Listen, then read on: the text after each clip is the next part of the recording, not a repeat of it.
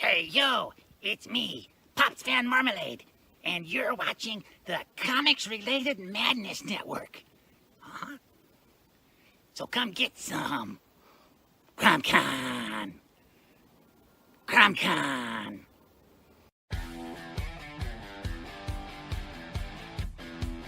If you're a fan of comic books and comic book conventions, Daytona Beach Comic Con needs to be on your list of must-attend events.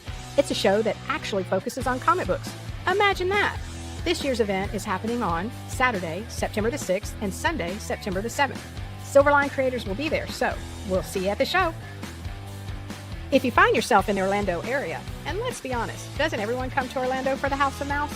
Head over to Coliseum of Comics to get your comic book fix. Be sure to check out their location on East Colonial Drive, where they carry a wide selection of independent comics, including Silverline books. Stop by and don't forget to tell them Silverline sent you. Hey, if you're an independent comic creator looking to get your comic printed, look no further than Kablam Digital Printing. They print our comics and do a fantastic job. They can even print special edition covers. When you reach out to them, be sure to tell them Silverline sent you. Looking for a bold way to boost your business? Advertise with Silverline Comics, reaching readers across the U.S. and around the world. Affordable rates, passionate fans, and national and international exposure, all packed inside thrilling, action-packed comics. All ads must be PG-13, perfect for reaching all ages. Spots are limited. Grab your ad space today and become part of the adventure. Silverline Comics, where adventure lives and your brand thrives. Email us at silverlinepublishingllc@gmail.com for more information. And make mine Silverline.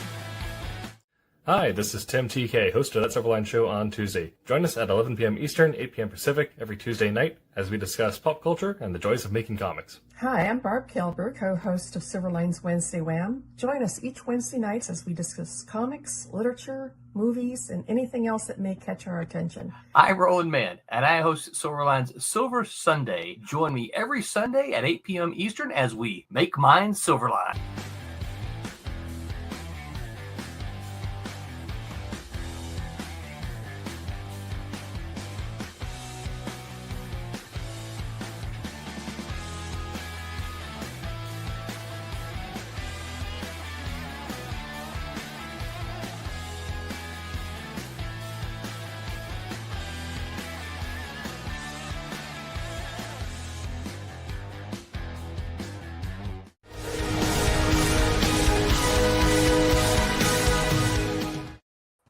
And I just barely got it posted. Hello, everyone, and welcome to Silverline's. What happened to time? Silverline's Silver Sunday on this Sunday, May the 25th. I'm your host, I'm Roland Man, and I'm joined by that man in the mask guy, Mr. Mike Belcher. Howdy, everyone. How you doing today, Mike? Doing good. Hope everybody's having a good Memorial Day weekend. That's good. I was looking for your eye patch today, but I don't see it. And we're also joined by the human digital color supreme, Mr. Roberta Conroy. Say hi, Roberta. Hi. Over just a little bit. And we're joined by Captain Graybeard himself, Mr. Tom Mason. Floramonte and I are the only ones who are in the spirit of the thing today. Our matey. Yeah, we're the only ones that changed it up. Mike has a very somber message for the people today because of the holiday season. And then Tommy and I are just like, pirates. Pirates. And last but not least, we're joined by Yo-ho-ho, Deadman Tell No No, it's not yo-ho-ho. What are you doing? It's yo-ho-ho, a pirate's life for me. Come on. Boy, you just that doesn't sound very exciting at all. Okay, and we're joined by Yo-ho-ho. Yo-ho-ho, Thomas a pirate's life for me. Jr. Listen, neither one of you are getting a job. How you doing, Tommy? I'm here. That's something. Hey, before we get started, gotta tell you guys, all of you folks, I gotta do this right here. Make sure you head on over to your local comic shop and get a copy of Divinity 1. Tell them, hey, you want a copy. Also, very few copies of these went out. This is the retailer's incentive. Nice. Foil edition of Divinity #1 featuring the Jeff Johnson cover. So these, I have a feeling, are going to have extreme value because there weren't that many of these ordered. But you can jump on over to your local comic shop and get a copy of Divinity #1. And Jeff Johnson is a pretty big name and ain't no slouch in the art. Jeff in the arting Johnson, department. yes, he's a pretty big name in the arting department. We also say again. He arts well. He arts good. Yeah. Goodly. He is a good arty guy. We also have live. Let me see if I can get this. What's that? What did I do to that? That's not the way I wanted it to look. Oh, you shrunk it to just text. Yeah. There we go. Get on over to Kalis has landed. Kalis Achilles has landed #3. We still have 17 days to go, and we still got a long hill to climb. There's still a bunch of you out there who said, "Hey, I'm gonna back that. I just haven't been over there yet." All kind of stuff. You can get the foil cover, which that's right. We couldn't get the video to upload. We're still working on that. So we're trying to get the I'll go get it in just a second. But we couldn't get the video to upload, but you can still get the foil edition. You can get the regular edition cover, which you can see right here, or this one, which we just got the colors from Mickey, so I'll be putting an update on that soon. And the inks are available for that. The cover I inked. So. That's what I was getting to. And that's already sold. You can get the digital versions. You can get back issues. And we've got the original art that's available. This is from the first issue. This is an interior page. And then you can get the pencils here for cover B by Jose Fuentes. And you can get... Got to update some art. Yeah, I gotta update the art. This art is wrong. The text is correct, but the art is wrong. But if you're looking for wrong art, we've got a deal for you. Yeah. So you can get the inks for cover C, but we got to get over there and update this. Yeah, art. My inks are looking more like pencils nowadays. So there you go. What tools are you using, Tommy? Really light indie ink. 2 weeks to go. Let me run get that copy real quick so I can show you. Y'all talk amongst yourselves. I got nothing. What are y'all doing for tomorrow? Undetermined. Depends on the weather. Yeah, not really got any plans yet. Tomorrow's my actual anniversary, so Renee and I are going to go maybe to one of the parks or something. I know it's going to be busy, but I think we're going to maybe run over to Universal or something. Yeah, I think we're doing a park too. Well, happy anniversary, Tommy. Thank you. That's great. Oh, look, he's back. Ooh, look there. This is the foil edition that you can get through the campaign. Only available via the campaign. Because that's all we make. We make enough for the backers, whoever backs it, and then we make some for a couple for each of the creators, and that's it. So if go ahead, flip that first page open. No. This is it's only the covers what we're looking at here. Oh, come on! We need to see what's on the inside cover. If they want to see preview art, they can go to the campaign page, which you can find. There you go. Silverline Comics Crowdfunder.com. So that's not what's on the inside the cover. It's got my fake art on the inside. It does. Yeah. Which makes it even rarer, a one-of-a-kind comic. That's right. Got some comments coming in. Our Luniverse says, hello, what's up, our Luniverse? Says, I go to Orlando for Universal. Only been to Disney World once. I've been to Orlando 4 times. Don't expect me to go back. That's when my mom had a job and money. We have neither now. Oh, well, Luniverse, I can tell you one of the best reasons to come to the Orlando area is the Daytona Beach Comic Con, which happens in September. If you were watching the beginning, we had a little spot for it. And Madness Comics. What's that? Roland also hosts people for a barbecue at his house during the con. That's so right. you should drop on by. You have to bring your own hot sauce though. Madison or Pop says, "Hey yo, Madison Entertainment Group. Hey Pops, where's the What's up? little stream Yo, of stuff I Pops. can read out? If you want to be part of the show, Pop can hook you up." Here's a name we haven't seen in a while. John Martin says, "Hey guys, hope What's up, y'all are doing John? well." Hey, John. John was at a show this weekend. I think I Yeah, saw him. and you know what? It looked to me like he had dropped some pounds. He looked Yeah, thinner, looked good. thinner in the face, John, looking good. So I assume that was on purpose and not through some adverse effect of something else. So Yeah, he got rid of his Voltan beard. he did, yeah. Yeah. So Mhm. so anyway, any other news, guys? Mike posted I have a question. okay. Kalis is epic science fiction, correct? It is epic Yeah. science fiction.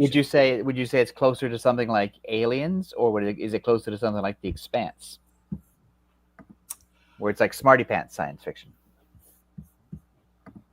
I don't know that it's expanse like either. I don't think so either. I would I say don't it's either, closer to yeah, it's- Aliens. Of those two, would they move more Yeah. like aliens? I would think. Kind of like G.I. Joe sci-fi. Okay. Yeah. That's a new class we So just came up with. like Space Marines. Yeah. New genre. Yes. Yeah. G.I. Joe sci-fi. That's I like awesome. that. Right. Do the characters have cool G.I. Joe like names like Snake and No, but it's an interesting premise. It is. It is pretty cool. Yeah, and this is Kalis is for those who are keeping track. Kalis is our longest running title at Silverline. This is technically or officially this is issue number 7. We are of course doing them in arcs so that we can get new number 1s and collect them and all that kind of stuff. I spilled Coke on Coke splashed up on my eyes.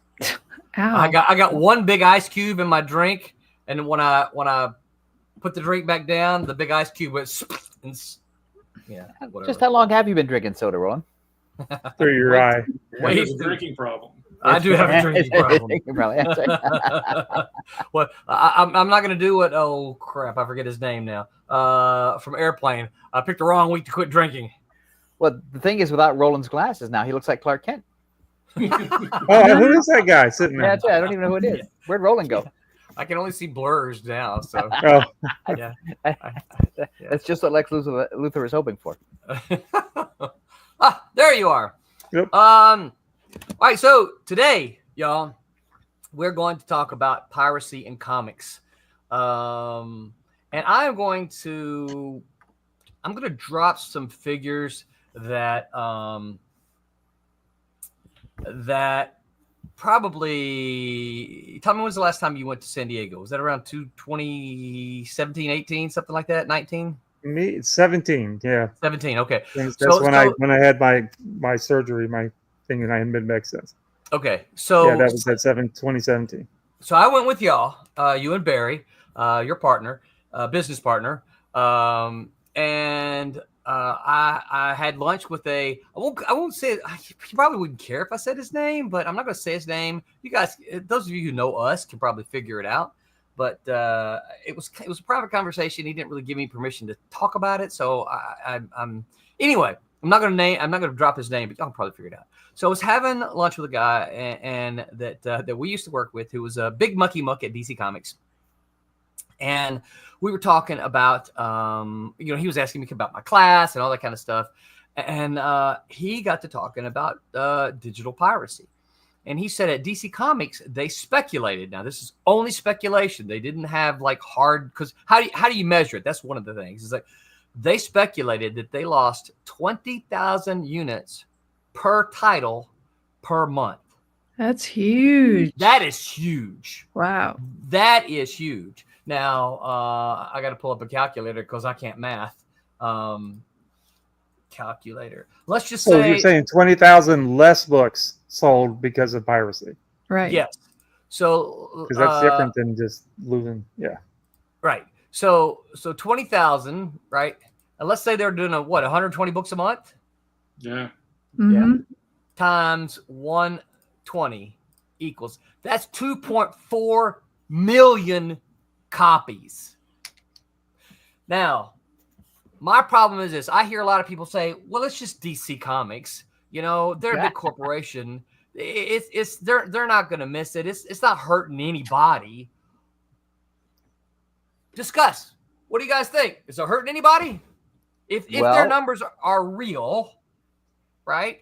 And again, this is 2017, so I'm going to guess that those numbers are higher today. Much. So, couple things. I'll take the bullet first. Jump in, Tom. So, a couple of things is that there's an argument that you can make that just because somebody is reading a pirated comic, you're losing a sale, and that's not necessarily true because the person reading the pirated comic was probably never going to buy it anyway. Possibility. That doesn't make it right.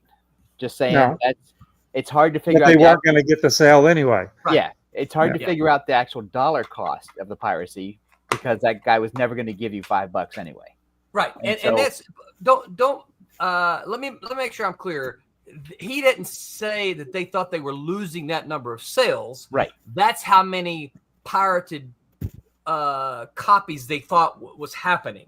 Right. Yeah. So there's some formula. I'm sure some bean counter says, well, at 1% of this, this is how much money we've lost.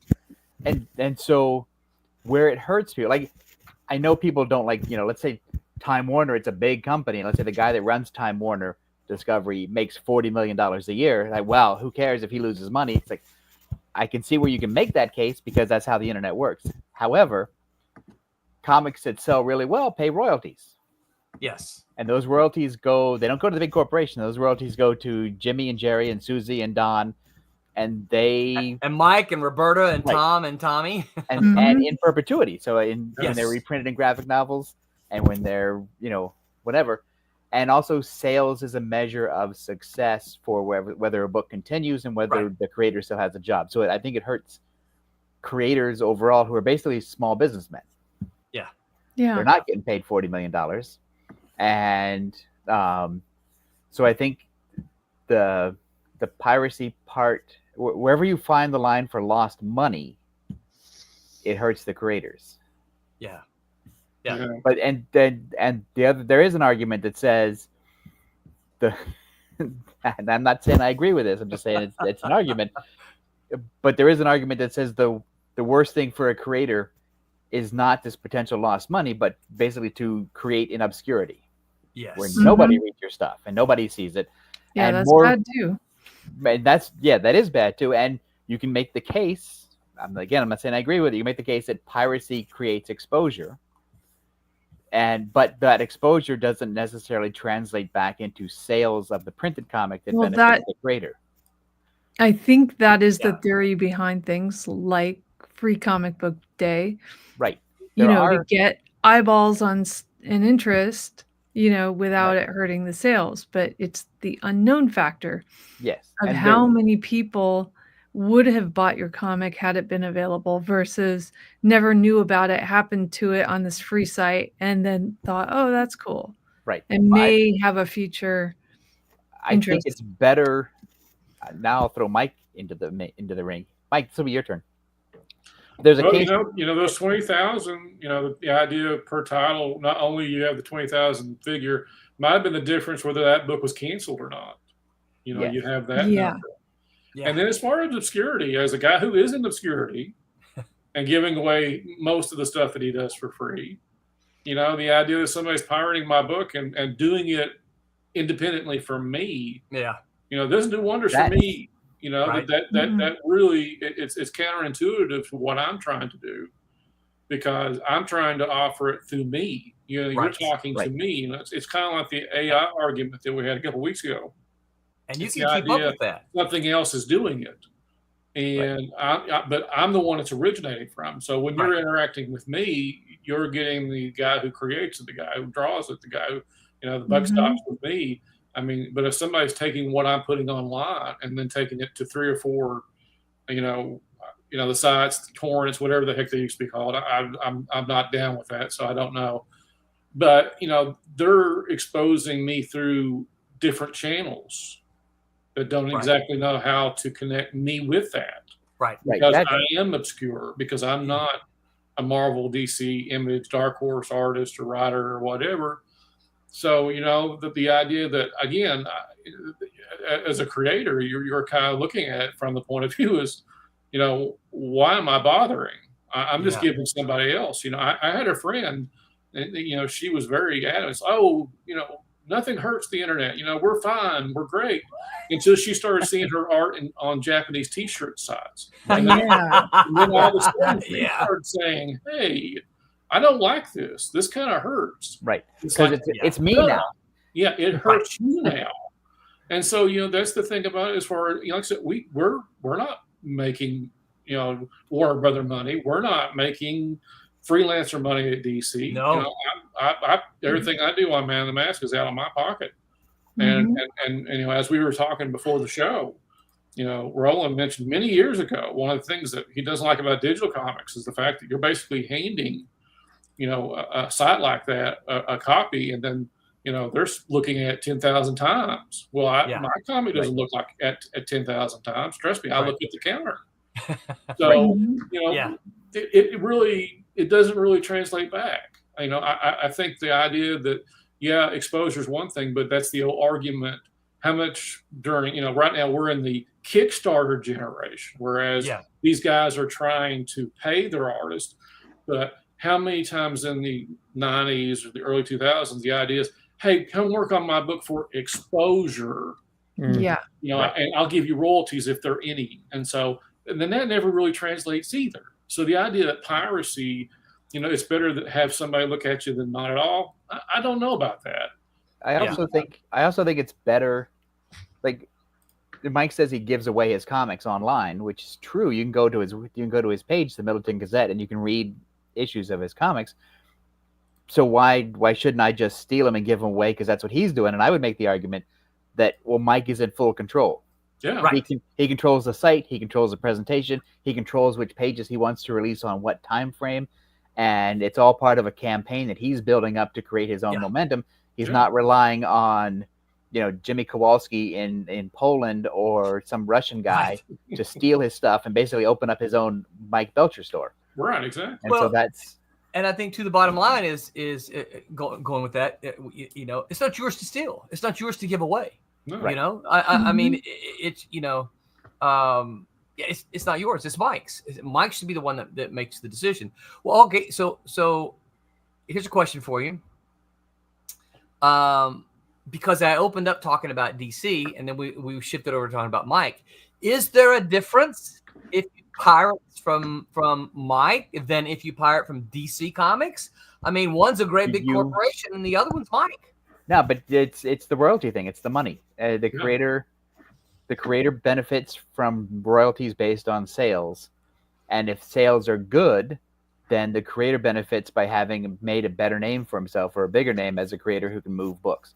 And I think that which leads to better jobs, which leads to better page rates, which leads to better employment. Yeah, and I mean, you can argue that DC makes money off the licensing. And then you could say, but it's the guys who do the comics that are the ones that are hurting, being pirated, because they're the ones seeing their sales go away. Well, it's not comic books, but let me give an example. And Tommy might know a little bit more details on this because he shares an office with him. Our buddy Barry Gregory has the last several years gotten into writing novels. One of the things I've seen him do and talked with him a little bit about is that he has a day or 2 or 3, something like that.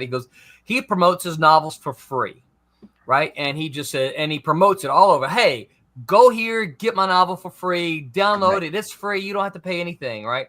Well, now what that does is that makes because all those people do, and I go and do it, even though I've got my print copy over here. I'll go and download it, right? Because he's my buddy and I want to help him. And that makes his download count go up, which makes his book go up in the rankings, right? And so that when it comes off of the free program that he promotion on, yeah, thank you, the promotion, when it goes up, suddenly it's in it. I'm not going to say it's the #1 book, but it's in a top tier, and people are like, oh, look at this book, let me buy it now. Because he's working for a big corporation, which is Amazon, and because their algorithm is such that if you hit certain levels, that will trigger Amazon to do more things. Right. Yeah. But Barry is in control of it, right? He's the one that decides I'm going to give this book away for free for this window in hopes that I can manipulate the algorithm. Yes. If we decide we're going to give his book away for free, that does nothing for Barry. No. You know? Because it's not part of the algorithm. It's not part of the algorithm. Yeah, we're just giving it away for, hey, Tom, I read this book. Here it is. It's great. It's by our buddy. Here's your copy of it. No, I think because the thing is that even if you work for DC or Marvel or Dark Horse or whatever, the publisher is still sort of your partner in the deal.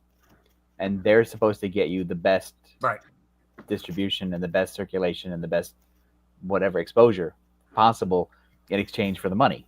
Right. But you're still making money. Right. And the Russian scam site isn't doing that.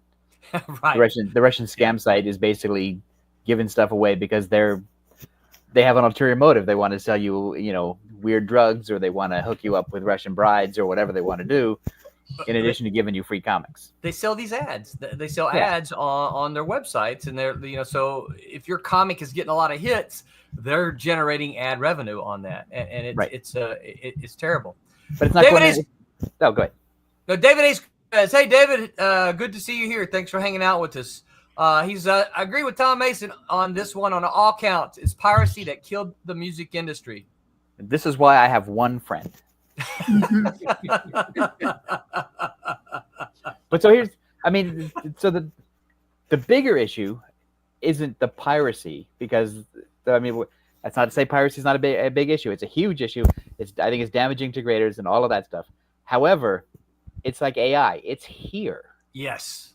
And the people who are pirating these sites are way out of our reach.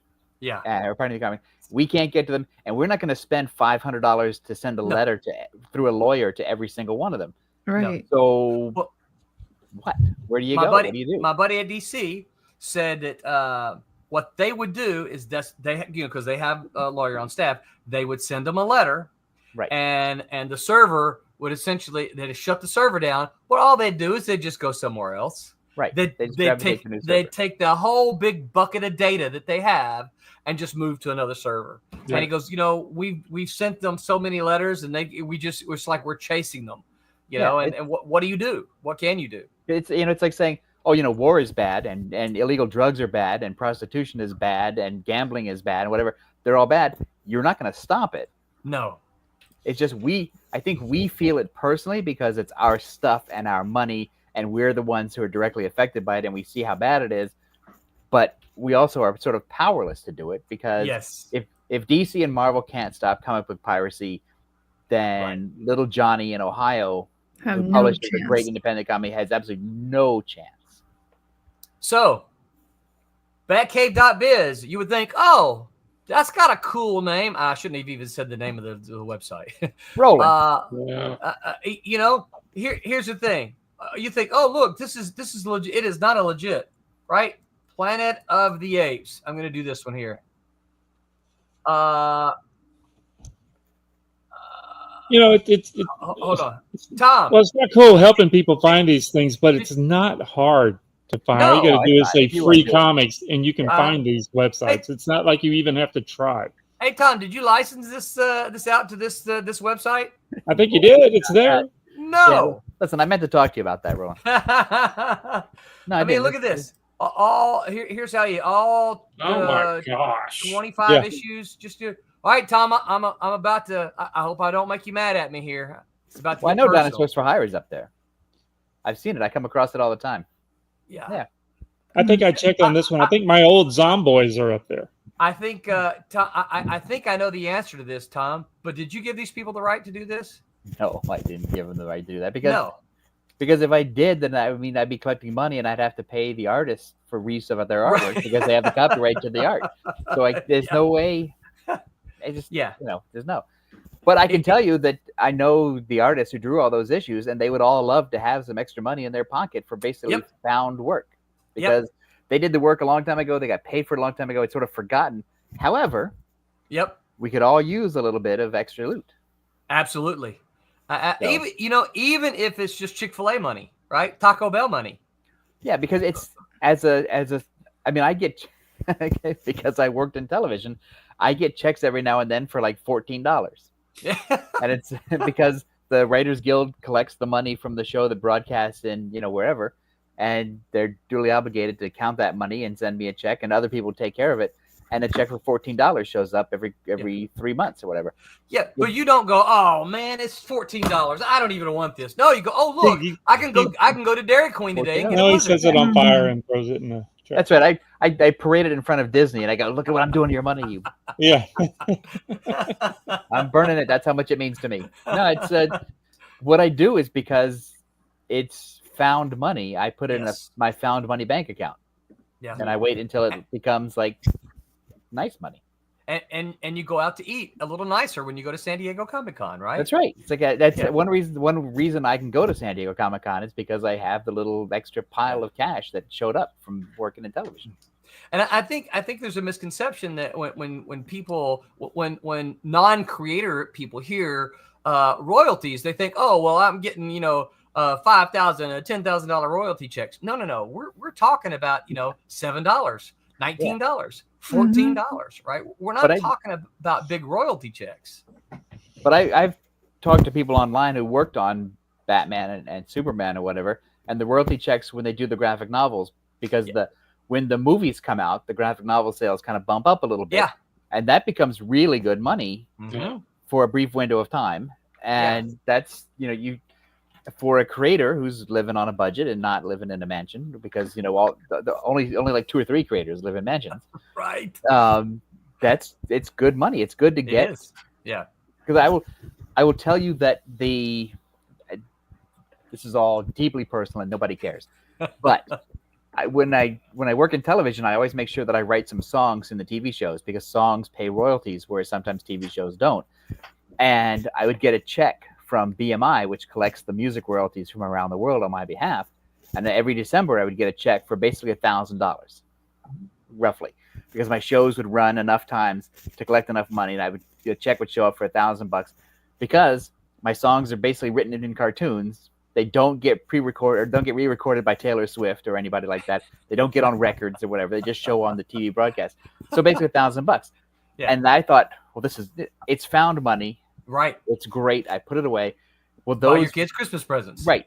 And that money stopped when streaming went into effect, and the shows were streamed, because streaming isn't covered by having to pay royalties, but it's digitally on the internet. And so the most money I've collected now is not even worth it them to send me a check. It's like it's $28 or whatever, and they don't send a check for less than X. Yeah. So it's the royalties and payment for exceeding sales goals is nice to have. Yeah. Now so correct me if I'm wrong, but the writer's strike that happened not too long ago, wasn't that about streaming royalties? And everything, really. Yeah. Okay. And the number of people you could put on a show, and how long, what the guarantees were, and all the other stuff. Yeah. And again, when the guy who runs the joint's making $42 million a year, and the writer is getting squeezed to take lower and lower money, it's hard to feel sympathy for the guy making $42 million. Yes, it is. Or when you're getting nothing, because there's so many, and I think you guys correct me if you think I'm wrong. I very much think it's a generational thing. I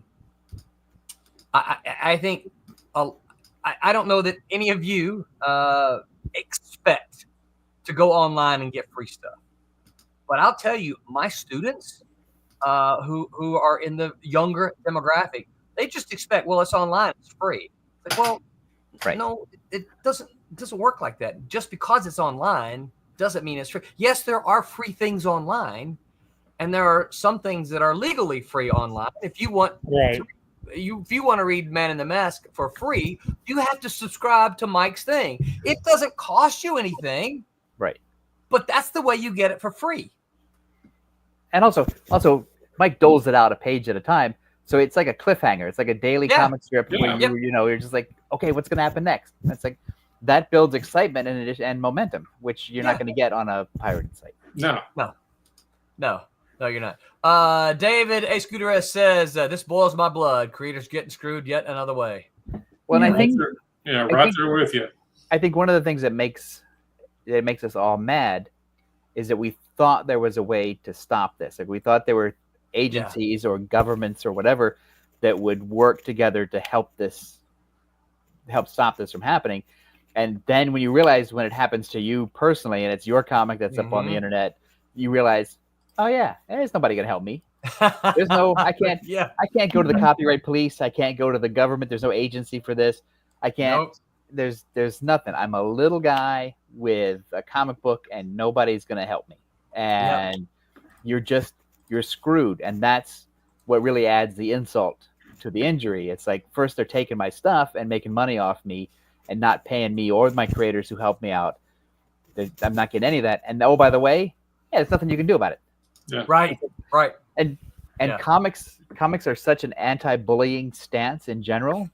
Like Superman hates bullies, Batman hates bullies, Spider-Man hates bullies, whatever. It's like, but now comics creators are getting bullied 2 different ways. Yep. So and then Diamond bullies us again by going out of business. So it's wait, what are you gonna do? Is that the final word? What? Is that the final word? I just went for the joke. I don't know. Oh, okay. I went for the joke.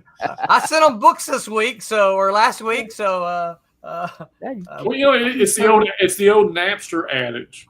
Yes. When Napster was out, you would ask these people, "Would you go to Walmart and just pick a CD and walk out the door?" No. Well, no, I wouldn't do that. No. Would you download that Metallica album? Well, heck yeah.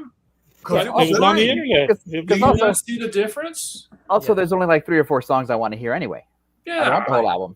So. Well, listen, I'm still a CD. It probably won't surprise any of you here on the panel with me here, but I'm still a CD guy, right? I want my CD. That's okay. Absolutely. No Yeah. judge. I'm a CD fan because the other thing about buying stuff digitally is that the people that sold it to you take it away.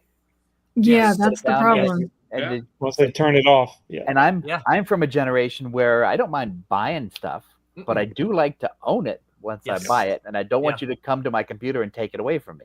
But we had to buy, tapes and then replace our entire music collection with CDs. Oh and my then goodness! replace our entire music collection. I've got like 6 different versions of the same Beatles album. Yeah. There's something to be said for Or the same with movies. I do not. Hey, I still have an 8-track. Do you Now, really? Do I play it? Does it still make the click in the middle of a song when it's switching? Oh. Is it in your car? No, it's in the other room. I've got it. Oh, you've got one of those the 70s entertainment centers that's got an 8-track in. It was my grandfather's. It looks like a half egg. Oh. And it's got a little stand on it, and so you feed in the 8-track, and then you got the dials. It's the coolest thing in the world. I couldn't believe They it. were pretty cool. It's like looking at old radios. You look at an old radio and think, "Oh, that would be cool. I could see sitting around listening to the Shadow on that old radio that looked like that." Well, and you can get the CD players that look like an old radio, so you can put your CD on it and listen to the Shadow on those. That's cool. Yeah, I had an 8-track in my Mustang. I never, vinyl's coming back, and there's a lot of people are like, "Oh, are you buying vinyl?" It's like, no, I had vinyl the first time around, and I'm not going to get vinyl again. Also, but the thing about the vinyl that's coming out now is it's artisanal, so it's like $44 an album, and it's like that's right, I know. And I don't like vinyl enough to go, well, I need a $44 share album. No. We're live, by the way. That's okay. Okay, here's my pickleballer here. Did you win? She played in the tournament. Oh wow! 30-year-olds and younger. With 30-year-olds and younger. Congrats! I can't hear y'all, but it was fun. I would need Doan's pills. She's probably headed to the hot tub. The thing about vinyl's being used like a collectible. It's something that's not a CD, and I don't have a vinyl burner, so you're not going to be able to copy the vinyl. Well, so I You probably don't have a record player. Now, I did. No, you probably do have a record player. It's connected to your 8-track player. Back in the day, I would buy a vinyl, and I had a nice sound system, and I would record it to my cassette. Now, I didn't give the cassette away. It was for me. It was for my personal use, right? But I listened to that cassette everywhere until the cassette blew up, and then I would record it again. But I didn't play my vinyl except to record. Yeah. That's why your vinyl lasts. Yes, right. That's why. Who cares what happens to the secondary method? Yeah, right. No, exactly.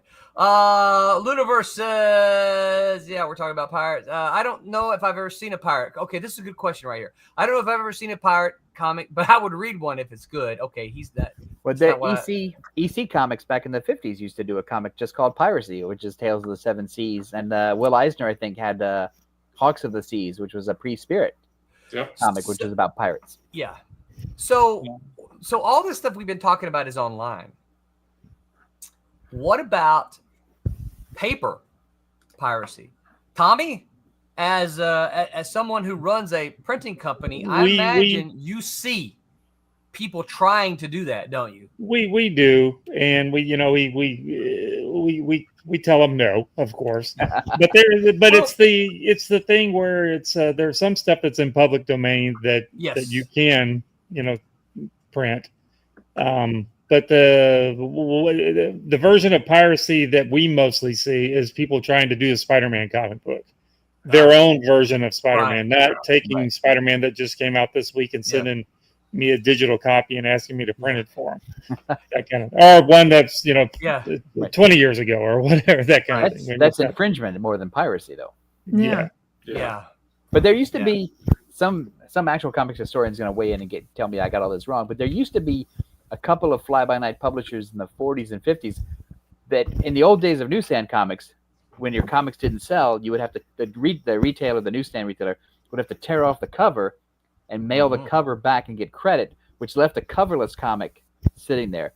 There were unscrupulous publishers that would come by, scoop up all the coverless comics, put a new cover on it, and then sell it again as if it was their comic. Really? They would make the money from doing that. Oh my gosh! I want to say his name because I believe I know it, but I also might get it wrong. And he's long dead. Try it. Yeah. Have you seen those homemade trades kind of thing? I say it's homemade because it's just seen where they're doing that kind of thing. They rip those back in the day when they would rip the covers off. They'd stick all the books together and trim the spine off, and then bind it together in a I know a couple of those every now and again. When you say homemade, you mean they're just rebinding it. Yeah, they're rebinding it. Actually, I think some of those I've seen are actually kind of cool. Yeah, they but once they're but all right, let me rephrase that. The ones I've seen are kind of cool, but the only ones I've seen they're doing for their own personal use. Yeah, I've seen some at I see them at shows every now and again. Really? Yeah, I've never seen them. But it's sort of the ones that Tom was talking about. Back in the day when they would rip the covers off and then they would take those and bind them up into one. Next time we go to it, I find one. I'll do that. Because I think it would be kind of cool to take something like the Miss Fury miniseries that I did with Malibu. Now, and bind that into a hardcover from my personal collection. If they were to take the old books that were supposed to be returned and then reselling those by binding them up, that would be bad, right? But if they were to buy, like, say, I bought the last year of Spider-Man's and I ripped the covers off and I stripped the spine and then I bound it together, would that be? Well, you paid for it. That's the for you collection. Yeah, if it's for you, then I don't see a problem with it. Yeah. Well, what if I sold it to Mike? Because the thing is, I think once you buy something like that, you paid for it. If you want to repackage it and put it on your shelf and say, "Look, this is my pretty thing that I bought," right? That's great.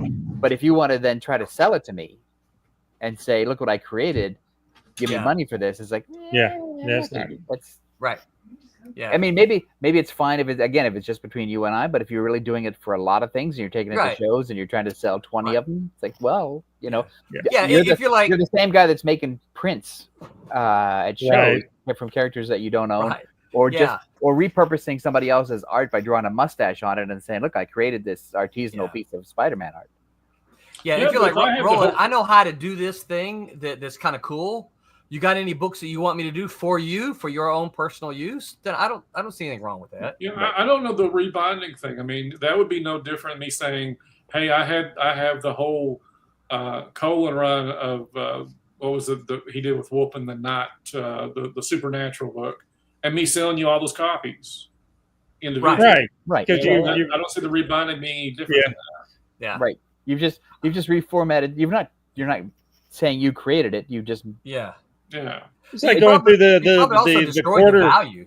It'd be like going through the quarter bin and just grabbing 20 books and and binding them into a trade kind of thing. Because when I was a teenager, I would go to my college library and they had bound copies of the magazine Punch, the British humor magazine, where they would put them in this hardcover library binding, and it'd be like 20 issues in a row. And the library did that themselves. They didn't buy it like that. Right. And so, and it's on the shelf and you can check it out. Them. And so I don't see that as a piracy issue more than that's an archival thing. Right. So I don't think that falls under the thing that we're talking about. No. But then you get to a situation that you kind of scratch your head. I'll give an example. John Byrne did that X-Men series. Yeah. On his own. Yeah. And was doing it just penciled, and he was lettering it, and he was leaving it free that people were watching. And Marvel stepped back saying, he's not making any money. If anything, he's drawing attention to the X-Men. Yeah. But then you had people on his board downloading these things, making their own books and putting it up on Lulu, putting it up on, all these print-on-demand sites. So that now that is piracy because it's on two different levels. Well, that's like pirating a fan film of Star Wars. Yeah, right. Putting it and having it in a movie theater and charging admission and selling popcorn. Right. And so I think it violates. I mean, I don't know how you stop it, but that does violate the whole spirit of the thing. Yeah, because you've got the trademark and the copyright infringement for Marvel, and then you've got the time on Byrne. Now, of course, Byrne did it for two reasons. He was to show that he had better ideas than Claremont, but the second idea was to sell artwork because all that artwork during his big period, he didn't sell it for nothing like it's going for today. Yes, and so you got to think it was incredibly smart of him to do that series because he was able to do X-Men pages for today's rates. Right. Yeah. So he wasn't hurt per se with all these guys putting all these things in bound volumes, but it was infringing on copyrights. Right. That's a good question. Go ahead. I will say this though. Now that we've gone on a side quest, is that the thing that makes X-Men great is that Claremont and Byrne were constantly at loggerheads and fighting it out, and because that's what made like a great romantic comedy. It's the two people not getting along that make the great art. And I think that separately, Claremont on his own is not as good as Claremont Byrne, and Byrne on his own is not as good as Claremont Byrne. Right. And it pains me to say that. However, those X-Men books meant so much to me at the time, and it's both those guys who couldn't get along making some great work. It's a very unpopular opinion when I say it about Kirby. You look at Stan Lee and Jack Kirby. Stan Lee and Jack Kirby is like the Beatles. They created magic on their own. Though they weren't that strong. I would say Kirby is the wildest person who needed to be leashed if you wanted to make regular, consistent comics. But Stan on his own is sad. Really, is not. He doesn't. Stan can't create on his own. Stan can only rework other people's work to sort of make it fit a Marvel style. Kirby has so many whacked out crazy ideas that and I'm no Stan Lee by any means, but even I would look at Kirby stuff and say, right. Well, I know that a lot of folks out there who absolutely love Kirby are like, no. But it's like, I've tried to read some of the Kirby only stuff and I'm like, it looks good, but this is kind of whack. I finally read all the Fourth World. I mean, it is absolutely a work of art. It's beautiful. The concepts are out of this world. It is extremely hard to read. Yeah, it is. I mean, it is. But to look at it, it's absolutely gorgeous. It's creativity unleashed. He is a million. Oh my gosh, he's a million ideas in search of narrative. Yeah, he's got way too many. He's got way too many. You just want to sit down and say, Jack, just one or two. That's all we need. Yeah, I don't need. The audience is 14 years old. So Tom, this is a question from David A. Gutierrez. He said, did Eternity have a lot of piracy problems since they were in black and white and more easily duplicated? No, because the thing about it, in order to pirate a comic book from the late 80s and early 90s in black and white, you would just need a photocopier. And it costs more to photocopy then than it does to actually buy the comic. So you're not. So what about something? And the internet wasn't so. Well, there's a lot of easy other to just ways. throw something up. Yeah. Yeah, I mean, what about something that was kind of hot, like the uncensored mouse? Mm-hmm. Well, see, that's bad too, because Is that if piracy? they obtain. Well, no. Okay, go ahead. Yeah. So what I'm saying is that was a hot comic. Yeah. Right. So, was there a problem with people pirating the uncensored mouse to sell it? No, because they were all afraid they were going to get sued by Disney. Yeah, and Disney was so happy, I think, at that Yeah, time. Disney has lawyers like herpes. They're everywhere. And so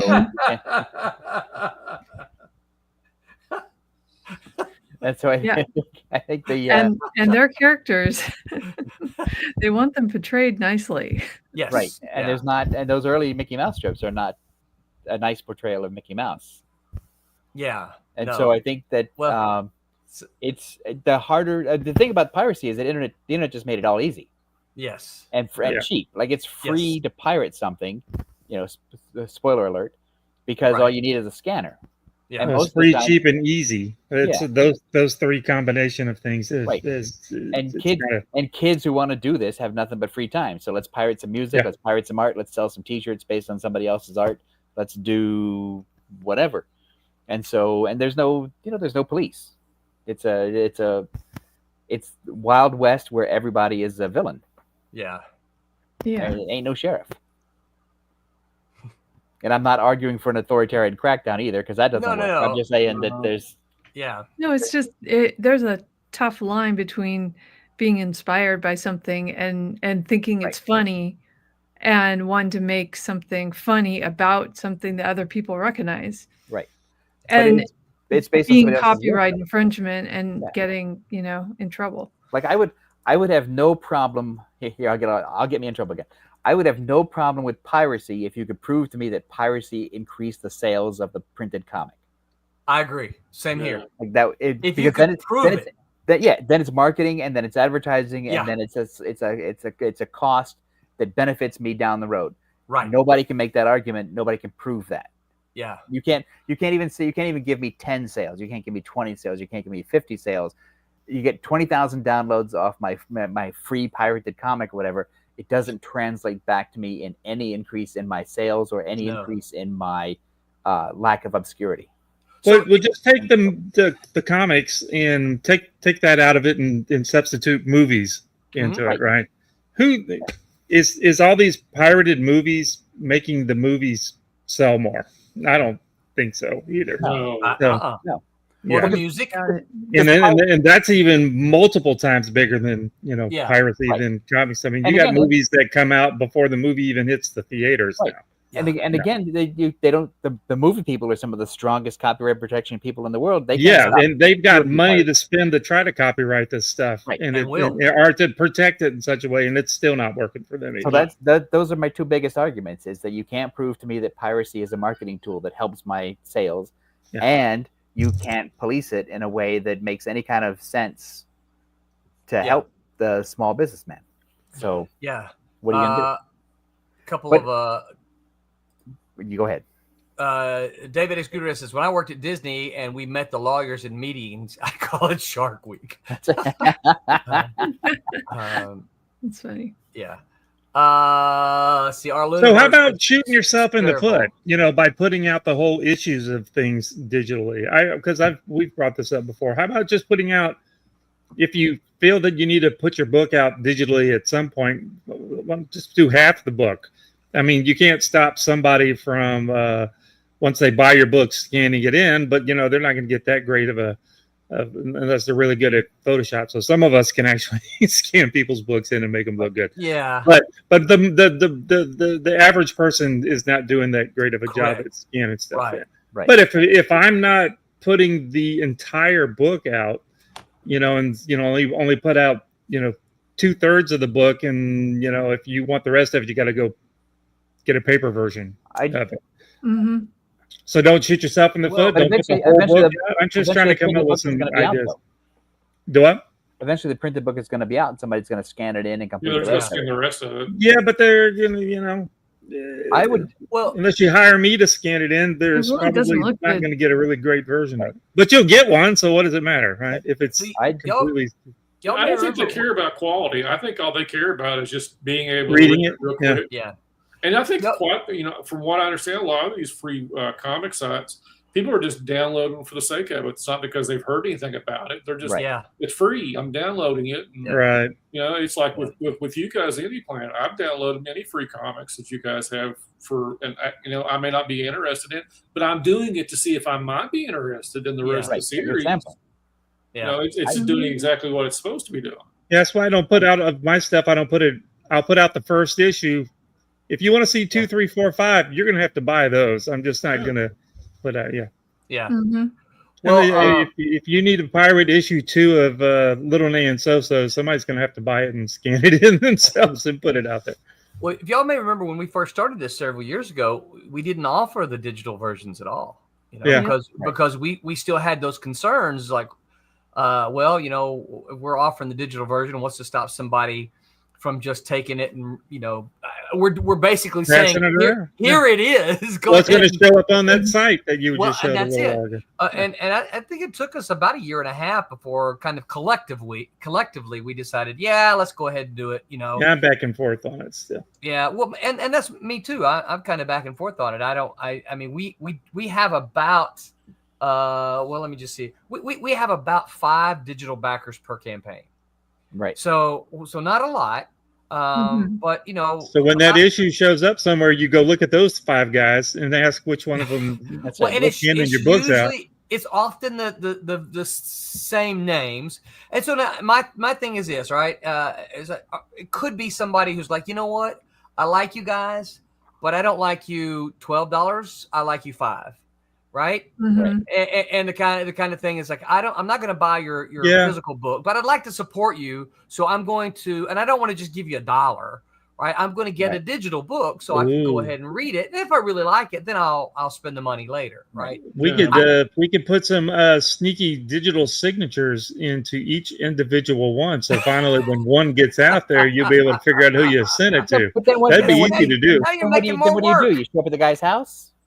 Yeah. Hey, I had to do the digital thing because I know you just have to. Yeah. Well, but I was surprised because most of the guys that want digital comics from me are just because they're not buying physical comics at all because they have such an amount of comics. They don't have any room, and so they've switched to digital because their iPad's easier to walk around than a short box or a long box. Also, I was really shocked how many people I had requesting it, and that wasn't because they wanted to pirate it. It wasn't because they still wanted to give me the $5 for it. They still wanted. It's just a matter of room. They would just point blank say, "Hey, you need to offer this because I just, I don't buy physical comics off DC and Marvel either, so I have to do the digital." So here's a radical thought. Somebody talk me out of it and tell me why I'm stupid. What if in hacker speak? Like when the CIA wants to hack into something, they hire people who have already hacked them, right? And they go to work for the CIA. So why wouldn't you take the 5 biggest pirates and because they already have a reach, they already have an audience, they already have a system set in motion to promote something. Why wouldn't you make a deal with them to sort of legally or licensing pirate your book and send it out there, but with some caveats about how they promote it and how they do this and that, and so that you can try to get sales back into your pocket. You got to put a link to my website or right. You put a link to my website. Here's how to buy a physical copy. Here's how to get something from mail order. Why make you can't control these guys anyway. You can't make them behave or follow the law. I think bad idea. I think the reason why all of these digital things that people have made to make it so you can't copy things and you have to punch in the pad because 10-year-olds know how to program now and they take away all of every time, like with the games and stuff, you have all of the they got the password protected and all this kind of stuff. Yeah. You got 10-year-olds that know how to program and they they hack that stuff out of it, everything, and then all of a sudden it's open again. So you can, I mean, right now with a PDF, you can lock it, but you can just go online and find an unlocking thing because every now and again somebody will send us something to print and it'll be locked, so I can't print it. And they gave me permission to print it, and they won't. They paid you to print it. They paid me to print their book, but then all of a sudden for 2 weeks goes by and they're not talking to me to send me a version that's password protected. There's just sites that you can online where you could just drop a copyrighted or a password protected PDF. Just drop it in there; it'll strip it right out and give you the uncopyrighted thing. Just really, I didn't know. Yeah, all over the place. Yeah, anytime they've ever tried to integrate digital rights management into anything, be it DVDs, Blu-rays, 4K. I know it's like with the Blu-ray. Every time with the Blu-rays and the DVDs, where they it was kind of hard. I can't copy it. Then some little 10-year-old comes through and writes a little program that then strips it out, and then there it goes. If you can't defeat the pirates, make them part of your team. No. That's actually not a bad idea, Tom. I don't know how that works. I don't know how you do it. I don't know how logistical, but how they could be swayed to do that if they're making money. I wouldn't want to deal with them. I mean, if these guys are slimy enough to do what they're doing, they're not going to make a square deal with you. They're going to go, now you're going to give me the books to try to, yes. Yeah. They're not going to do a square deal. They're going to figure out a way to screw you out of it because they're the reason that they're doing what they're doing. There's no benefit for them to do it. But if they're gonna take my book anyway, right? Why shouldn't I just give it to them and say, here's how you can help me? I won't make a stink. I won't send any lawyers out for you. I want you to do this thing for me. Right. I mean, I know it's like making a deal with the mob. And so I know sooner or later somebody's going to take my comic out in the weeds and shoot him at the back of the head. People understand that. And so I'm looking for answers. I'm on a journey. Yeah. So Agent Cub, what's up, Agent Cub? Glad you could make it. I said, wait, are you talking about the uncensored version of Disney? We're talking about the Malibu Eternity, right? Eternity did a comic called The Uncensored Mouse. Yes, and it was public domain Mickey Mouse comic strips. They were strips, right? They were strips, comic strips that ran in the daily newspaper. They were public domain. We published them. We did not get sued, and we settled, and we still walked away with all the profits. Yeah. Disney said, "Yeah, we don't like that." Yeah, don't don't make the mouse look bad. No, there is. So you guys are probably familiar with now. I'm gonna warn anyone listening. Do not run to the Google if you have sensitive eyeballs around you, because you won't like what shows up. Probably. You guys are all probably familiar with the Tijuana Bibles, right? Yes. No. Let me go look. Okay, no, Tommy's going to Google it. Tommy did. Hey, Alan Moore taught me what a Tijuana Bible was. That's really. Yeah, watching was the first time I'd ever had any reference to Tijuana Bible. Is some sort of cult thing that you guys are doing? No. I think Fantagraphics published a book collection of them. Did they really? Yeah, that's annotated in places them in historical context. How do you spell that? Tijuana. Yeah, so I have it as part of my class, a little bit of a history lecture, and in my research, what I learned is that they were mostly done by the mafia.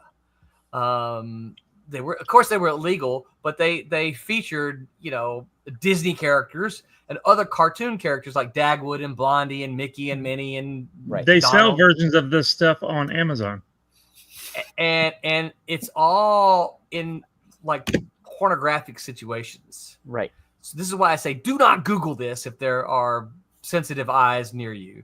It's on Amazon. You can buy one on Amazon. Dave said, I just ordered one. It's supposed to come tomorrow. Bibles for the articles. Great. God, David is on fire tonight. He is. Agent Cub says Tijuana Bible. Share the link. There's no link, and we're not sharing it on here. If you have a computer, I just looked it up. Tijuana is a city in Mexico. Yeah. Our Luniverse. David A. Scudero says, to Thomas's point, my partner and I put out our strip on Webtoon, which is free. but we're publishing a print version with additional content and back matter. You know, we had some discussion about some of that early when we started doing Silverline stuff. But our problem was is that, you know, and I guess you have to be committed to doing something like that for a long period of time. Right. You have to be committed to, like, you know, if you're going to do it online, you have to have some kind of regular, like Mike. I mean, some kind of very regular release schedule. I can guess there are probably weeks that Mike says, "Oh, I got to do another page this week." Well, I would say that's every creator. Yes, and it's right. not exclusive to Mike. That's right. No, that's the worst thing about making a comic is making a comic. Right. Yes. And because I don't know if you know this or not, but sometimes comics don't end. They keep going month after month. Right. It's not like one and done. Yeah. Yeah. Our Luniverse says, what about apps like Comixology or Kindle? That's not piracy. They make a deal with them. That's not piracy. Yeah. You have to pay for that. And people, if you go look online, there's ways to pirate the stuff out of those sites too. Well, don't tell anybody that. I knew it. Spoiler alert. I actually, you're talking about now not Kindle, but you're talking about Comixology. A long time ago, I cut a deal with Comixology for Tiny. Yeah, I think Barry had his Amazing Man at Comixology, and then 3 weeks went by or 3 months went by, and he got like 50 cents, and he's like, "That's enough." Right? Yeah, yeah. Because that's the thing too. There's so much stuff that it's easy. You can have a great project and still die of obscurity. Yeah, a lot of people think, "Oh, well, if I could just make it onto Comixology, or if I could just make it onto Amazon, it's going to be great." Then we see that Comixology is not actually doing that great. It's not even going on right now. They don't exist anymore. No. Imagine the surprise at Warner Brothers when they realized that Batman movies don't actually increase the sales of comic books. Well, you know, we're still kind of lucky now. You know, Mike's saying that he's got several of his people that want to do digital versions only of his stuff. But right now, you know, people still want the comics printed. We're still kind of lucky about that. Mm-hmm. And the sales might be low, but they're still at least in the U.S., most people want printed versions of comics rather than the digital stuff. Even the kids that are reading it, there are a bunch of people want digital stuff, but they still want printed versions. Yeah. So we're kind of lucky there, even though the sales suck. No one's going to download my comic at the convention. No. Yeah. They want to come by my booth because. Well, that's true. Everything. They want to buy something in person. You can't. I can't bring you. You can't sign my tablet. No. You can't. You can't sign my Dinosaurs for Hire on my tablet. Yeah, I used to have like a little QR thing where I was trying to do the dollar download thing at shows. I've tried that before. Nobody's. People still want the $5 book. People go to a show like that. They want to come home with something. Yeah. It doesn't work. You know, whether it's a comic book or a pop vinyl or a toy or a piece of art or whatever. Yeah. They want to leave with something because that's a mark of a good show. Yeah, and some of it's also the experience of talking to the person that you get it from. I think. Yes, I think that's. I think that's true of a lot of places where you go to the show because you want to meet the person who made the comic that you love. Yes. Yes. Yeah. And like I'll bring him up again. I go to San Diego Con. First booth I go to is Randy Ronaldo's booth to get the newest issue of Rob Haynes' Adventures, and I don't need to read it right then. I'm not going to read it until I get home. Right. But I want to have that 5-minute conversation with Randy, talk about the book, talk about how it's going, talk about, I know his kids' names, I know, all this stuff. And I want to want to support him. I want to support him. I want to say, look, I'm here for you. Here's my $5. And he gives, also, the more people I think that show up at his booth, it looks like it's busy. Other people are like, hey, what's going on over there? Right. And so I want to give him the traffic, and I want to have that 5-minute conversation. Yeah. Right. Yeah. Yeah. So. Our Luniverse says, I mean, you were talking about security of digital comics. What's the security for those sites against piracy? Oh, there's a fat guy with a gun out front. Apparently, Tommy says it's really easy to do. That's it. There's an answer on the internet, according to Mr. Florimonte. That's Tommy Florimonte Jr. I know that it doesn't take much.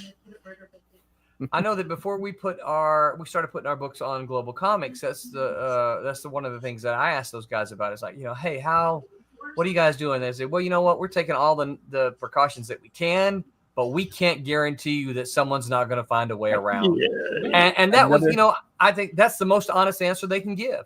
Yeah. Well, that's, in a contract that I signed recently, it says there in the one of the clauses, it's like, look, piracy exists. Yeah. We do the best we can to stop it, but we're not responsible for the stuff that gets put up online or stolen because we can't. Basically, we can't stop it. It's legalese, but that's basically what it means. That's exactly the same deal that we have like at Indie Planet, where we offer the print version and digital versions of people's stuff. Yeah. We lock the PDFs, we make them unprintable. We do everything that we can. We even do really low res versions of the stuff, so it's not a high res version. So if somebody had a printing system like ours that we're printing, that they could just print the comic. But we do everything that but we still say somebody can still so it's your decision if you want to put it up there or not. And that I don't know which is the hardest thing about piracy for me to get past, because I can't get past it, is that the stealing the money from the creators or the fact that there is no recourse. No. And so they both of them are ugly and bad. And I was brought up in a world where if you did bad things, then you got in trouble. And now I live in a world where if you do bad things, it's like, what are we gonna do? We expect it. Yeah. Well, so we don't have a whole lot of time left, but it's the FAFO thing, right? Much in the same way we talked about AI. It's here, right? Piracy's here. We said that a little earlier. What as creators, what are some of the things that we can do to Tom, I like your idea of reaching out to Comics Online, and Mike didn't like it, but I mean, I'm not saying it's a smart choice. Mike can be completely correct. I get a bullet in the back of my head because they're obviously not law-abiding people. So who am I making a deal with? And they're not Americans, right? But I will say I've made deals with some of America's biggest corporations in the past, and I've been treated just as bad, right? It's not. I haven't necessarily been treated well. Well, I think what Tom is really saying is right now, they're at least at this point in time, they're going to do it anyway. So why not try to make it so it helps you? Well, that's right now it's not helping you at all, right? These two sites that I pulled up to one of them I accidentally called out. The two sites that I pulled up, I see these for my students all the time. Yeah. I mean, they're always sending me, hey, I found this comic. Can I read this? And I'm like, no, you can't read that. If you can find it somewhere else. Yeah. And I'm like, no, that's an illegal site. And most of them, I will say 9 out of 10 of them say, oh, I did not realize that was an illegal site. I just Googled free comics, and this is what I came up with. And especially don't do that if you're going to try to be a creator because you want somebody stealing your stuff. Listen, so stop it. I've made students cry before because you punched them in the face. No, because when they get on there, I have this like 20-minute lecture about stealing, right? Because that's exactly what they're doing. I said, here you're at school to learn how to create stuff, to make stuff that you want somebody to pay you because you made it up, and you're out there stealing from somebody else who's done that. Exactly. Until it hits you, it hits you personally. Yep. I don't think this generation in particular gets that because that's all they've ever seen. Well, I don't have any money. I'm a college student. Yeah. Well, then you're I out of was too 30 years ago. Turn the TV on. Watch TV. What's funny though is that they do start to get it when it's their stuff that gets stolen. Yes, they do. And so because they didn't understand, because I've seen this get passed around on Facebook and Reddit a couple of times where people who used AI to create something that they thought they owned, and then they saw that thing being used for a T-shirt or whatever. It's like, well, that's my thing I stole. You can't steal from me. It's like, well, if you want the Wild West, this is what you get. Right? It's the exact same. We have this conversation. At least it's maybe not once a month, every other month. Somebody will send something to Kablam that's obviously that they're doing their version of Spider-Man or whatever, and And then we say, well, you can't do that. And they're like, well, it's me. I drew it, blah, blah, blah. And I'm like, so, and then you kind of look through their history and you see that they're still doing their own book. They decided that they just wanted to, then I'm like, your book, XYZ, whatever it is, I think I'm going to draw me a version of that. And they write back sometimes. We said, and they go, oh, you can't draw my comic book. And I'm like, you're trying to draw Marvel's comic book. Yeah, So right. what's the? And then all of a sudden they drop it and they're like, okay. And listen, I'm no you fan gotta kind of like Yeah. where I talked about punching somebody in the face. You kind of got to do that sometimes to make them realize that quit stealing other people's stuff. Right. Look, I'm no fan of corporations, but theft is theft, right? It is. Yeah. I want a good deal. I'll go and find coupons and stuff, and I'm still going to pay for it. I'm not. Yeah. The whole thing about piracy, this is my opinion, and it's take it with a grain of salt. I ignore it. It ticks me off to no end, but I can't do anything about it. Yeah. If it's costing me a sale, well, another comic is costing me a sale too. If I'm at a con and somebody only has so much money, and the time they get to me, they don't have any money. Well, that's the way it goes. I can't do anything about that. Same way with knock out piracy. that other guy and take his money. Well, you do that. Tom's gonna meet him in Piracy, the back. something like piracy will drive you crazy. Yeah. I mean, really. I mean, really, it's up to you just to do the best job that you can. There is no answer here. Any good relationship therapist will tell you to not worry about things you can't fix. Exactly. Right. Yeah. You just have to go on, do what you're doing, do your best. Right. If you catch something like that, hey, it's like sometimes with some of these T-shirt companies, you can send something to them and they'll take it down. Now the person will go open up a new whole account and do it again. Right. That's the way it works. But that's what I'm saying. It will drive you crazy. So like I said, it ticks me off to know, and I think there's scumbags, and I think there are people that if you're still in comics or still in music, you're still in, like if you went to Walmart. Yep. And you went to that comic shop. I'm sorry, there is no gray area here. Preach on, brother. Preach on. But it will drive you crazy if you think you're going to be able to stop it. You can't. Yeah. Right. Here's what I like about Mike. Okay. And my personality is that Mike is very rational, very calm, very understands the situation completely. And I'm like, hey, we should make a deal with these guys. See what happens. Mike's like, Tom's like, hey, he's red. He's got horns and a big forked tail. Yeah, listen. No, he's probably an all right guy. I think it's just don't expect good results for you. I've dealt with the Disney version of this guy before. I know what I'm getting into. So I'm gonna run through our Luniverse's comments real quick here, All right. and because there's several of them. He says, I don't think it doesn't have to be Comixology, or it could be any website that sells webcomics. It's more convenient to have a digital and more instance. However, convenience can create weakness and vulnerability to a potential attack. Like if the companies or government seize those digital comics swiftly, and you're helpless unless you're a mad computer whiz. There's the first problem. There's nothing to seize because it's digital. Right. I will say if illegal sites are that easy to access or easy to mix up with a legal site, it's kind of easy to accidentally stumble into an illegal site and get arrested. That is very true. Yeah, you would think the government would make it more clear or whether or not this is illegal. Here's the problem, though, our Luniverse. These are not U.S. sites, okay? Right. There was always Russia or Asia, somewhere. U.S. sites do get shut down very quickly when they happen. But these are these sites that I showed you today. These are international sites, and you can, if you get your lawyers on them, and they'll just move the server like we talked earlier. Also, I think we should ask Ben Dunn about this, but I think manga is one of the most incredibly pirated comics ever. Yeah. And so they can't solve it either. No. And so they're bigger publishers than Marvel and DC. So any other final thoughts about what can we do that's there? What do we got? Mike says just don't worry about it, do your thing and keep on. Any other thoughts, Roberta? I like Tommy? Mike's Well, I like Mike's it's idea. interesting how your students weren't aware that the sites that they Googled for free comics were, I think that's where you start is just awareness. Mm-hmm. Yeah. Yeah, and I mean, That's true. And the thing about it is, I do what I can, but you're talking. I have 50 students a month. That's just a drop in the bucket. Well, I think what Well, you it's should do. who should you can pirate their influence, stuff. though. You're teaching people that will get the right attitude towards the printed work. Let's hope But so. I think to Roberta's point, which I agree with, I think it's not. You can't just say piracy is bad to students because that's like saying drugs are bad, or that's like saying just say no, whatever.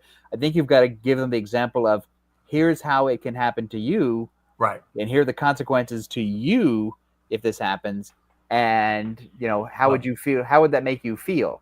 And then put them in the shoes of a creator who got pirated. Yeah. Well, it's just not going to make you feel any better, Tom. But I usually pull up a couple of examples. One of them is Dinosaurs for Hire, and then the other one is I can't do anything about it. And the others is stuff that I've worked on. I found Cat and Mouse on there. Right. Because I don't see a dime from it, and they never asked me a thing about it. Because I could get angry at that stuff, and I could demand that they take it down, and I could write letters, and I could reach out to a lawyer or whatever. Yeah. But it's $300 to $500 per letter to go out to these people, and there's 20 sites or whatever it is, and I just don't have the money or the time, and I don't have that anger. Yeah. Even if I was younger, I wouldn't have that anger, because I think that and I'm not saying that as a creative person I'm like delicate and fragile or whatever. Right. However, that kind of anger does take a toll on the ability to create. Yep. It's like, I don't want to be an angry creator. I want to have my brain, free to be angry, sad, happy, joyful, whatever. And I can't be angry 24 hours a day. No. So no. I'd still make a deal with the mob, though. Yeah. You're moving a little closer to Mike's thought. Yeah. Yeah. Well, because Mike seems at peace, and I think I would like to be at peace. Yeah. Like to follow the Belcher way. Yeah. This is the way. Yeah. Our universe says my take is don't worry, try your best, but don't worry. People have free will. Theft can be discouraged, but it's still a force of nature, like crime in general. I mean, yeah. Sure. You do what you can. I think you take the necessary precautions. Like Tommy mentions that Indie Planet does. I think you do what you can, but in the end, someone's going to find a way around it. And you didn't want those guys anyway. I have my supporters, and they'll buy what I put out, and I appreciate that. Those people doing it for free or whatever, they probably weren't going to buy it anyway. Exactly. Right. They're not your fans. They're not your. They're not your group. They're not your tribe. Yep. That's right. I suppose you could always write something in your comic about how to find you. You know? I see you. I put a GPS tracker on this downloadable thing again. I know where you live. Some novels used to put on, if you bought this without the cover, you bought it illegally. Yeah, you scumbag. That's what it should say. Yeah, you're right. Yeah. I don't know if they still do that, but I know you're right. They used to. What, you're looking back there for something you bought without the cover? I was looking to That's see what it looked like. If I had anything might have been old enough to Tom probably knows this book, Writing to Sell. Yeah. Scott Meredith was one of the great literary agents of all times, and he discovered guys like Donald Westlake and Lawrence Block and a bunch of others to roll a man. Oh, look at you! Yeah, he ran a factory. Really? Yeah, I didn't know that. I was just trying to see if this had it on here. No, it doesn't have it. I've got it on a few Robert Parker books. Yeah. No, that's what I was looking for, Tommy, to see if I actually had a book that might have it on there. Well, I had there used to be a bookstore near where an old girlfriend of mine used to work, and she would occasionally get one of the coverless books that they were going to throw away in the dumpster. And I discovered a crime writer named Robert Ferrigno based on one of those books. It was a handout. But I went out and then I bought the next book, and you made it right. So that's the way. That's convertible into right. Somebody gave me a free book, and now I became a fan. And you right. liked it. That's the thing about piracy that I'll say again is that it's not proven that works. Right.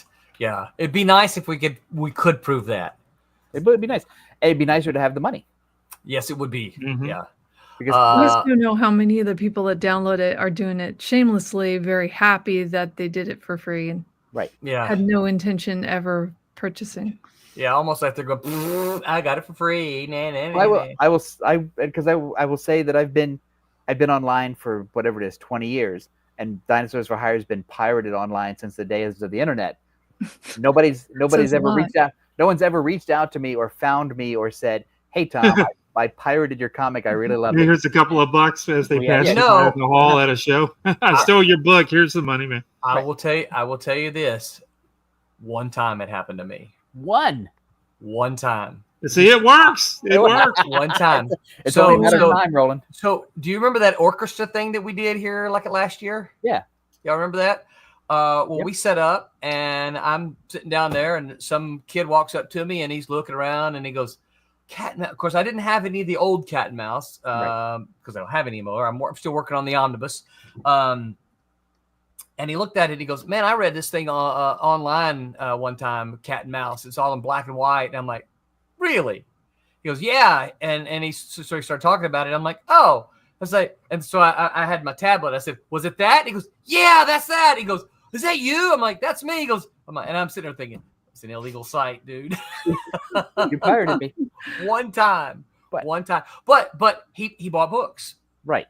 He bought books. But that You should have charged him a little extra for the one he stole. that's got to happen on a massive scale in order for piracy to work for me. Right. I'm talking one time. Right. One time. So you got one sale. It was purely random.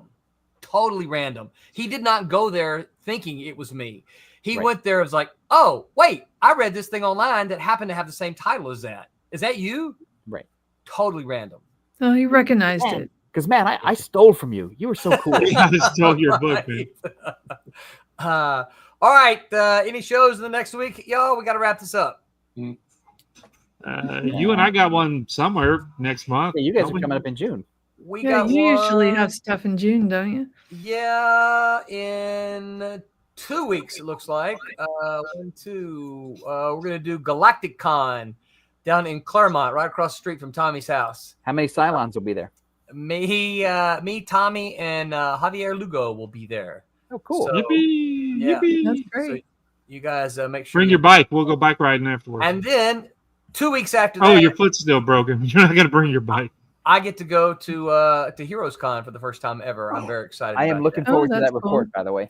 Yeah, me too. I am so excited about that, y'all.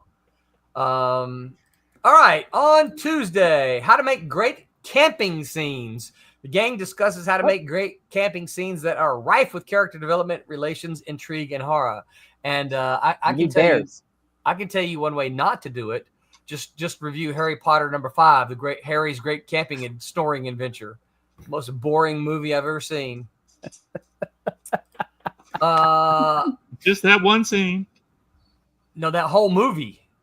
It was character building. Harry's Great Boring Camping Adventure. Hey, Star Trek V was bookended with a camping scene. Yes, it was. And because Spock had the rocket boots. Yeah. That's the one with the whales, right? No, 4. No, that's 2, isn't it? No, No, that's 4 is whales. No, the good Star Treks are 2, 4, and 6, and the bad Star Treks are 1, 3. I didn't like the one with the whales in it or whatever. Oh, I love the one with the whales. That's my I favorite do too. one. I like that one. Yeah. That's Horatio Hornblower. That's a battleship in space. That's yes. Oh, yeah, I like that one. Yeah, and it's talking whales. Can't go wrong. On Wednesday, guess that hero/villain, round 2. No information, but guess the hero villain. So that's on Wednesday with the Whammers. That seems self-explanatory, actually. It does seem self-explanatory. Next, I got a question though. Who won the cover thing? Yeah, I was going to ask that. Well, that was on. It was Champ Fury or Champ Fury? Yeah, it was Silverline team. Oh, really? Yeah. Yeah. I never saw the ending. You and me, buddy. It was announced. I can't remember what it was. So. No, I didn't see the announcement. I've been looking for it. Never. Is it the guy that pirated Cat and Mouse? Yeah. I'll try to look it up and let you guys know. I guess. I lost my calendar here. Next week, Mr. Mason is going to host as I won't be here. The Silver Sunday crew are going to blow the dust off their old comics and discuss characters they'd like to see revived. That is next week. I think, and Tommy, you can just talk about Spider-Man if you want. Yeah. I would like to see classic Spider-Man from issues 1 through 38 revived. Which characters? I like the Shocker. They could be villains too. Almost did a bad also, I think next week. It would be cool if we talked about how we'd like to see it done. Like not give away an entire storyline or whatever it's in our head, but just not just say the name of the character, but just what we'd want him to do. What would you do to it? Yeah. Cool. Yeah. Very cool. All right. It's been a lot of fun. Thank you all for hanging out with us. Don't pirate the show. Don't pirate the show. That's right. Where you can. Hey, who said it? Tom, what do you got to tell everybody? Oh, I got to tell everybody to like and subscribe. That's right. Like, That's subscribe. right. Oh, we forgot. Hardest. Whatever platform. And I forgot to share. Yeah, we got to do that. Do that. And hit that bell to notify you when we're on. Yes, please do. Helps us with the algorithm. Until next week, remember to Make mine mine Silverline. Good It's night, not showing up. everyone. There it is. Don't steal it, kids.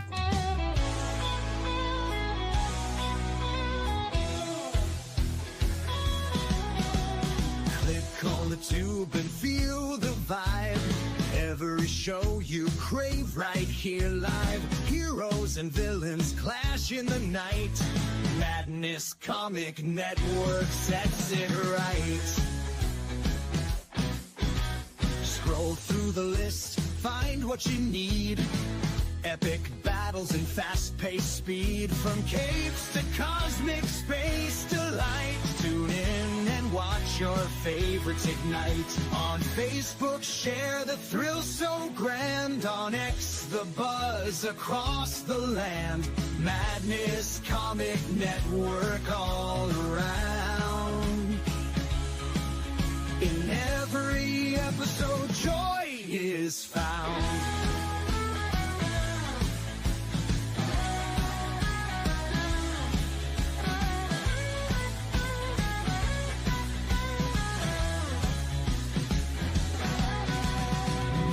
Uploads, they never end.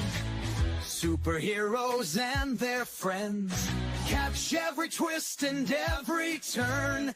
Madness Comic, you will yearn. Stay up to date with every twist.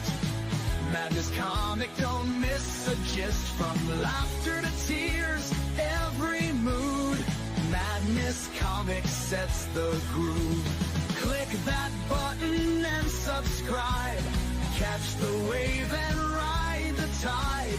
Join the fun, join the craze. Madness Comic brightens days.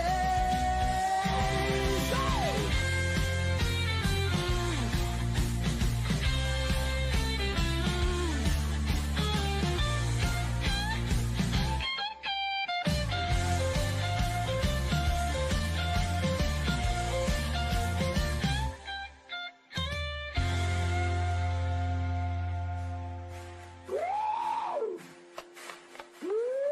New uploads, they never end. Superheroes and their friends. Catch every twist and every turn. Madness Comic, you will yearn. Stay up to date with every twist. Madness Comic, don't miss a gist. From laughter to tears, every mood. Madness Comic sets the groove. Click that button and subscribe. Catch the wave and ride the tide. Join the fun, join the craze. Madness Comic brightens days. Hey!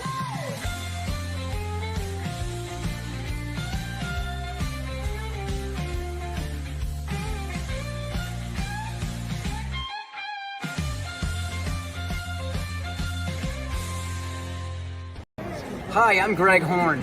Make mine Silverline.